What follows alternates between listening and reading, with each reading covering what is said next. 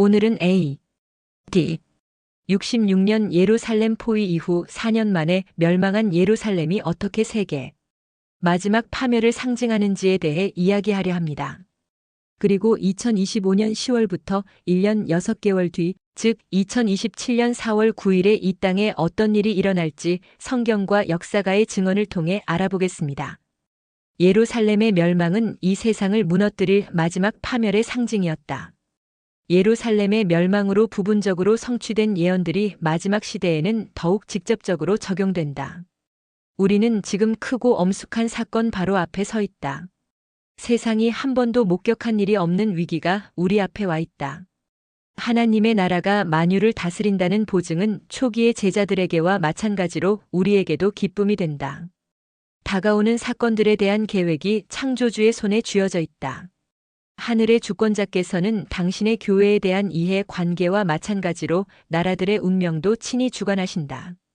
거룩한 교사께서는 당신의 계획을 성취함에 있어서 고레스에게 말씀하신 것과 똑같이 모든 대리자에게 너는 나를 알지 못하였을지라도 나는 내 띠를 동일 것이오사 455라고 말씀하신다.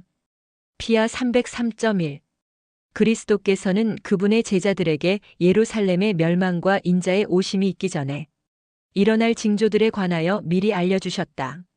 마태복음 24장 전체는 그리스도의 재림 전에 있을 사건들에 관한 예언이며 예루살렘의 멸망은 이 세상이 불로 최종적으로 완전히 멸망할 것을 예표하는 데 사용되었다. LD 18 그리스도인은 예루살렘의 멸망 때 한 사람도 죽임을 당하지 않았다. 그리스도께서 당신의 제자들에게 미리 경고하셨으므로 그분의 말씀을 믿은 모든 사람은 그 약속의 징조에 유의했다. 예수님께서는 너희가 예루살렘이 군대들에게 에워싸이는 것을 보거든 그 멸망이 가까운 줄을 알라.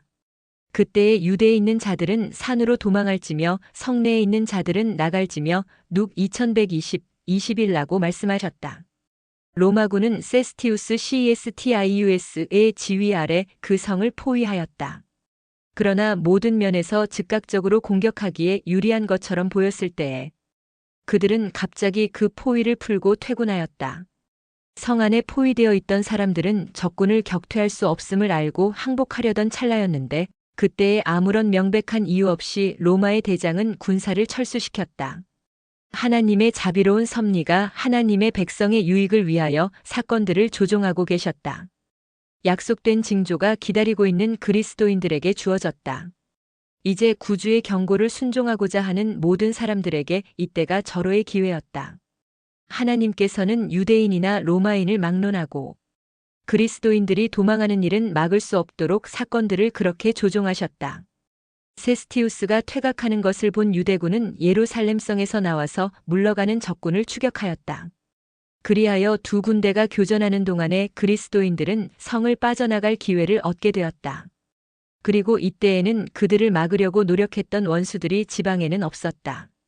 그 성이 포위된 당시에 유대인들은 장막절을 지키기 위하여 예루살렘에 모여 있었으므로 전국의 그리스도인들이 모두 방해받지 않고 도망할 수 있었다.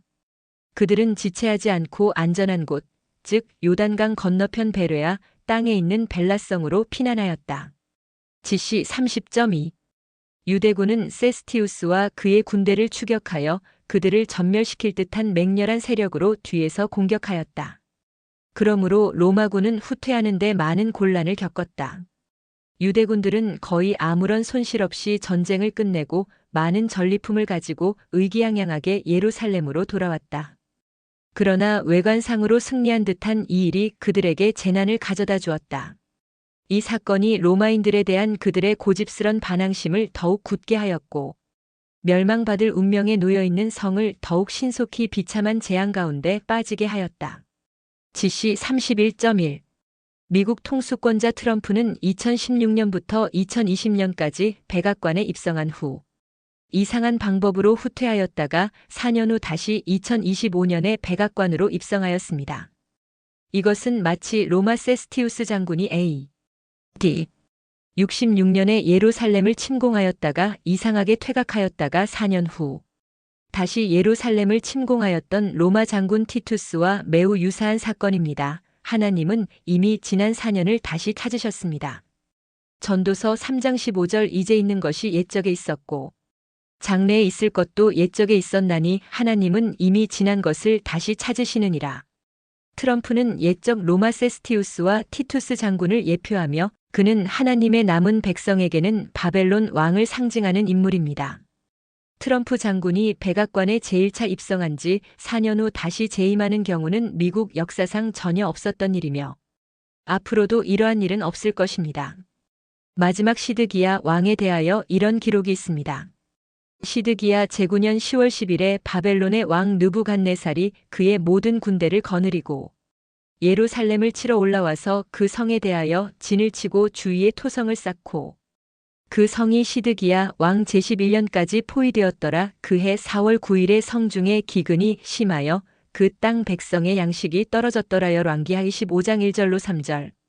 유다 왕국의 시드기야 제9년 10월 10일에 바벨론 왕이 침략하여 11년까지 포위한 후 그해 4월 9일에 성중에 기근이 심하여 그 땅 백성의 양식이 떨어졌던 역사는 2025년 10월 10일부터 1년 6개월 후인 2027년 4월 9일에 이 땅에 기근이 심하여 양식이 떨어질 것을 예고하고 있습니다. 계시록 18장 5절과 마태이 14장 7절 말씀에서도 흉년과 기근에 대하여 예고하고 있습니다.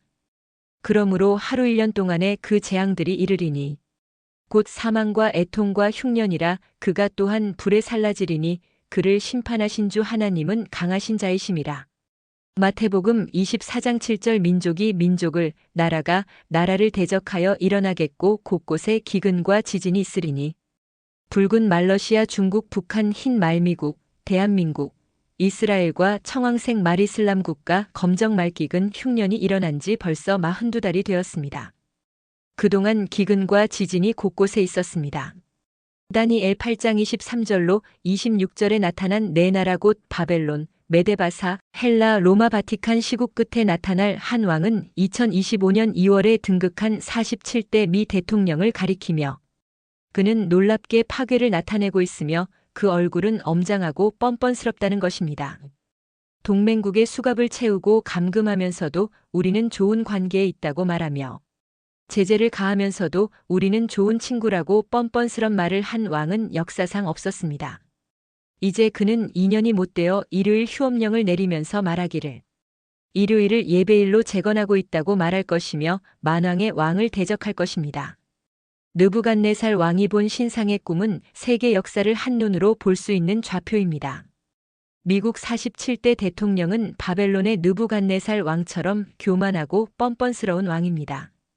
페르시아 제국의 고레스 왕처럼 성전 중건하는 일을 일요일 휴업령으로 내릴 것입니다.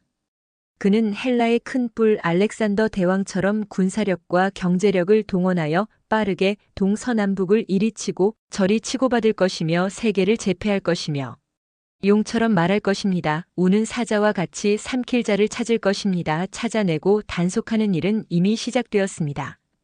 요한계시록 13장 17절 누구든지 이 표를 가진 자 외에는 매매를 못하게 하니 이 표는 곧 짐승의 이름이나 그 이름의 수라. 매매를 못하게 한다는 것은 이미 파고 사는 일이 관세 정책으로 어려워졌고 증권시장의 폭락과 부동산을 사고 파는 일이 이미 어려워졌습니다. 매매하는 일은 앞으로 더욱 어려워질 것입니다. 그리스도의 말씀을 기억하였던 성도들은 예루살렘 멸망 4년 전에 벨라 성으로 도망하여 한 사람도 죽임을 당하지 않았습니다. 오늘날 여자의 남은 자손들은 4년 전에 시골에 가서 자급자족하는 때에 이른 것입니다. 다니엘 8장 26절 이미 말한 바 주야에 대한 환상은 확실하니 너는 그 환상을 간직하라. 이는 여러 날 후의 일임이라 하더라.